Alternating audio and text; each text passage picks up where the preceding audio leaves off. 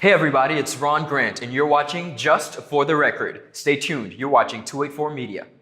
Get online today with CCT Go Fast LTE. Simply select from any one of our Go Fast LTE plan options. Each plan offers unlimited wireless residential internet and are priced to suit your budget and required data speed. Stop by any one of our locations and speak with one of our representatives. And get online with Go Fast LTE, the BVI's preferred choice for reliability, speed, and affordability. CCT Life Unlimited. Ronnie W. Skelton, welcome to Just for the Record, sir. Thanks for having me. When I was a boy, I don't know if you remember the restaurant Aries. Yeah, very well. My mother used to take my brother and I there weekly for lunch. And you may not remember, but you would walk in. Again, I'm a little boy. Both of us young at the time. And you would always say, you see how mommy taking care of you? Make sure you take care of her. And without knowing it, you were a part of the village that helped raise us with that sort of encouragement. Tell me briefly about the village, the role the village has played in the man you've become. I grew up in Woodtown, in the heart of Woodtown, downtown Woodtown. And there was a lot of older people, older women who live around us. You know, it was a whole community. It was the Smiths, the Simmons, the Dawsons, the Castros, the O'Neills, they all live around. And well, my family was a very big family, 14 of us. Wow. 12 of us, two died and 12 of us were still alive. And the village basically, you know, you can go on and get a piece of bread, a piece of fish from the neighbors. And I remember those old ladies. And today, you know, anything they want from me, it's never too big for me to give back to them. Okay. Now, you talk about that close-knit family connection and community. Do you think that's missing from our society today? It is. It has gone away. You know, it's, you know, I remember us as a little boy, people helping each other farming. Mm-hmm. And when I became older, 16, 17, 18, we were helping people build houses. Every Saturday we'll get up like now and go cast somebody roof or somebody basement, or help people move blocks and stuff. Okay. That has gone away. No, the country is at a crossroad with the ever-increasing laws that the UK are putting on us, the risk of being blacklisted. How do you plan, along with your team as chairman of the Progressive Virgin Islands movement, to steer the country into a more prosperous financial future?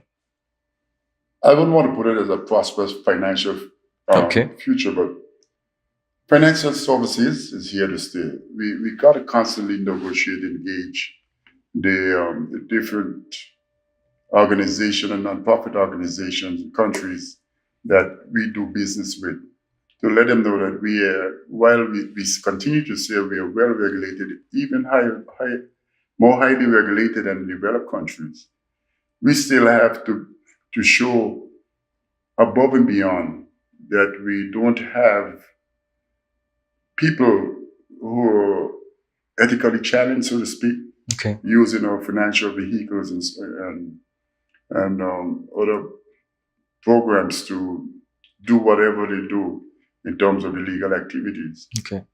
So we must engage, constantly engage, but we need to diversify a bit out of financial services.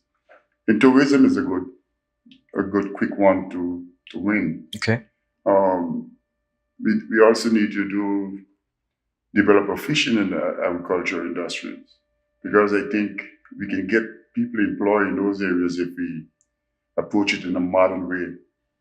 You know, not the old-fashioned way where we hook and pet-axe and shovels, but more mechanized and more greenhouses and hydroponics and raising fish in the ocean and so forth. You know, those are the things I think we need to gradually diversify our economy into. There are some persons who have stated that there's almost a level of distrust in that you've left the National Democratic Party. What would you say to those persons who feel that way? I would say to them, I really didn't believe them to throw me out, right? But let's look at it a different way. Let's say I look at it from their perspective. Right.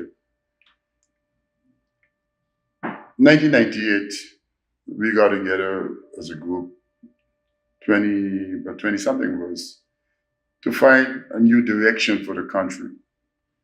And you hear me say on many occasions, when I was just out of high school, there were about 5 of us with college degrees, 5 people living here. Right. And since then, we have educated so many people with comprehensive education, HLSCC, send people away to college, some of the best colleges. And I'm sure you're a beneficiary of some of that. And here it is today, we seem to not be able to find people to for positions that are coming up in our country. And I think that is wrong. And that's what we were fighting about. We were fighting about economic power, because who controls the economy controls the country. Correct. So we need to make sure that all people, the young people, people who call here home, that they are prominent doing the things that are necessary to build our country. We build this country. You know, and it was destroyed by Hurricane Irma. There's no reason that we can't build it back. All we need to do is get the younger generation to realize that, yeah, we can be as smart as possible, but we got to put our hands to the plow. If we don't do the things that are needed to rebuild our country, then we leave it for everybody else to rebuild it for us. So for the persons who have that claim or a sense of dishonesty, you're refuting that in saying that? Yes, I don't think that is quite true. And to be frank, I was retired. I was getting, because I think we weren't doing the things that I believe that we should be doing it to empower our people. So you were getting ready to retire then? Yes. And why come back? You know, quite a number of people from after the internal election say, Ronnie, you can't go home. I said, why not? I did my time. I think I tried to do the Made best. your contribution? Made my contribution. I did the best work I could have done. You know, and if you go back in the history from time we were government in 2003 and look at my records, the things that I have done, and there are many things. Some of them I even don't remember. So I said, I've done my work. And my young colleagues, I turned to them and said, listen, Martin Luther King was 36 or 37 years and he changed the world, right? Jesus was 33 and a half. Was he? That's what the good book said. Okay. And he changed the world. Alexander the Great, if you go back way back in history, he was 21. He nearly conquered the whole world. So you guys are not young people anymore. You guys should be changing the world. And with your energy and your knowledge and your skill set, you should be able to change PVI. I'll ask you this quick question though. You mentioned about, after the internal election, persons coming to you. I was going back to that. Yes. You said my answer too long, but would you have, had you been successful in the internal elections, would you have still formed the Progressive Virgin Islands movement? No, I would not have. Okay. Because you see, all of the people in the NDP, including my dear sister who gone to leave me now, they all were encouraging me to stay. Okay. So it was not something that when I say even internally, I was saying, no, I think I've done mine. Let me get out of this because this isn't making any sense anymore. They encouraged me to say, you can't go because the younger people need some of the knowledge, the skill set that I have in order to. And they asked me to stay on for one more term. Okay. That's what I was planning. Nothing else. Okay. This whole thing is not about me at all. What do you want the people of the territory to know and understand about Ronnie Skelton and the Progressive Virgin Islands movement? Why should they support you? What I want them to understand is that over the last 30, 40 years, I have developed a lot of skills in terms of getting young people like yourself to be the best you can be. Getting anything that you want done, getting it done without a lot of fanfare, but getting it done for the people of the Virgin Islands. And I still believe that the team that I have engaged after about 3 months of searching my soul, okay, so to speak, whether or not to come out and do this again, I believe we have a group of young people who have some skill sets that I can harness to rebuild this country. All right. Ladies and gentlemen, we're here with Ronnie W. Skelton. You're watching Just for the Record. When you need to stay connected with friends and families at home or abroad, the best choice for you is Freedom. CCT Freedom. With the lowest rates in the market, our Freedom plan gives you unlimited calls and texting. Plus, our Freedom One package includes 10 gigabits of super fast, unlimited LTE data and unlimited calls to the BVI, USA, USVI, Canada, Puerto Rico, and UK lines. Why pay for overages when you can enjoy CCT Freedom? Stop by at one of our stores today and speak with one of our representatives to find out more about our CCT Freedom packages.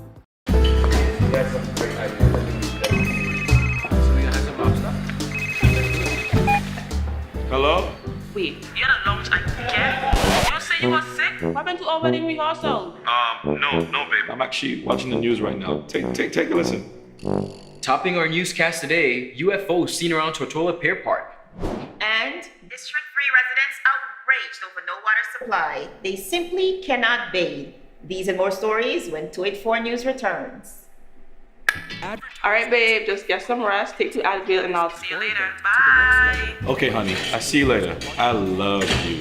It's clear to see that Coconut Lounge is a place to be, the coolest cocktail lounge in the British Virgin Islands. A lounge like no other, with welcoming, professional service, and a breathtaking ambiance. Not forgetting a diverse selection of wines, beers, and signature cocktails. Cozy, comfortable, contemporary. Coconut Lounge at Tortola Pier Park. Visit us today. When you look back at your political career, you've been involved in politics for some 30 years and 16 as an elected official. Any regrets? Would you do anything differently?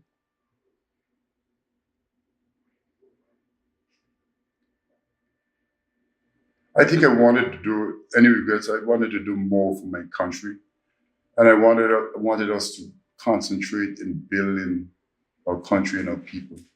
I think we have fallen on building our country and our people. We have grown from a budget of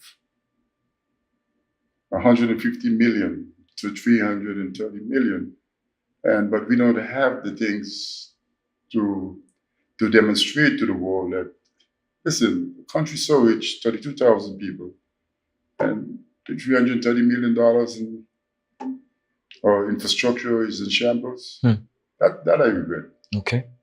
There has been a constant detachment within the younger members of the electorate, the millennials, like my age, and the senior, more experienced persons, not only in the civil service, but in government. You have some young persons who say, you know what, they ain't listening to us, I'm not going to vote.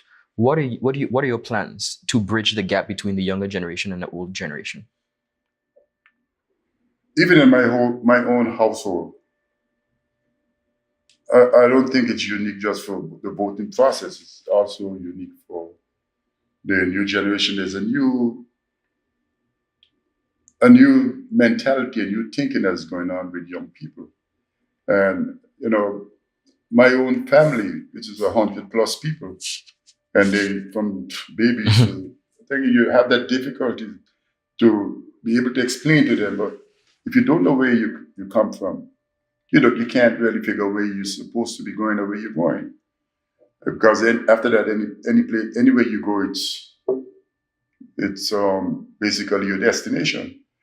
And even in that circle, it seems like the quick mentality, the quick fixes, the quick gratification, the instant gratification, so to speak, again, is what they're interested in. And you're constantly, but you're not going to save all. You're going to try to make sure that there's 1 or 2 or 3 who can carry the message back into the younger generation. This is why quite a number of younger people in the party. I'm the oldest one running.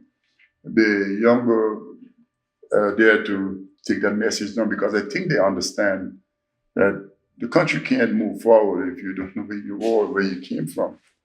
Because after Hurricane Irma, you saw the destruction here, you'll probably get scared and run away. But people like myself who saw it built from the ground up, because we can do this again. We just got to harness the energies of the young people. And that's where the point you're making. Yeah. And we got to get that energy into rebuilding our communities. Okay. As possibly the next leader of our territory, I'm going to ask you, or I'm going to state 3 phrases. And I simply want a yes or no answer. And I'll tell you why. Some might need explanation, but as you would know, when the speaker asks, all the ayes, all the no's, all in favor. She doesn't say all those in between, all those in the middle. It's either yes or no. And sometimes there's a way around it in sometimes not even answering. Am I correct? Yes. Right? Yes. But we don't want you to not answer today. Abstain. Abstain. So we simply want to know your stance on these 3 major issues that could be up for legalization. 1, the decriminalization or legalization of marijuana. I need to give you the long answer because I am for it. Tell me. Yes. Destroying young people in the process of for recreational purposes. And we all grew up. I didn't grow up this big. I was a little boy. We were into mischief. You made mistakes. We made mistakes. That's a good way to put it. We made mistakes. We had the community to help us to overcome those mistakes and move forward. But if all we're going to do is take young people who basically, it's abuse. It's like alcohol, the abuse of alcohol, the abuse of any drug. Any substance, right? Any substance. And if you're going to do that, and you're going to lock them up because they're abusing it and not look for treatment things for them, that's where we're making mistakes. And legalizing marijuana for recreational purpose so we can use those funds, because it takes about $55,000, $60,000 or $70,000 to keep someone in jail for a year. And it takes $15,000 to educate a high school kid. Okay. So why can't we start rethinking? Because you're probably too young to know that alcohol was illegal because somebody said it was illegal. It was bad for you. It is still bad for you. Correct. But we're still doing it. More bars than churches. Yes. Yeah. So I don't think for recreational purposes, small quantities, I don't think we should be locking up people for those All things. right. So you would say yes to that? I would say yes. The next one, legalization of gay marriage. I think that I can't say yes and I can't say no. Tell me. But what needs to happen in the country it's a country that it's a democratic process. And if the majority of people vote, and that's what should happen, that's what should happen. All right. Legalization of abortion. Taking a life is and the jury is still out on whether it's the right thing to do.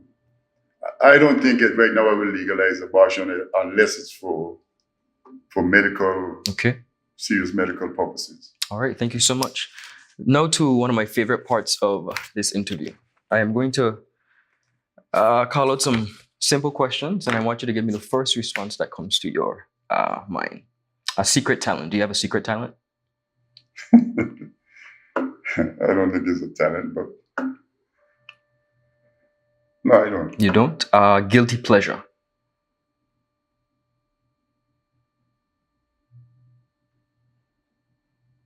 I don't think I do, no. Okay. All right. A luxury you can't live without. When you grow up poor, you're just grateful. Yeah, you know. I want to buy a boat to go sailing because I think the BVI is a beautiful place. Okay. When you're out on the waters. All right.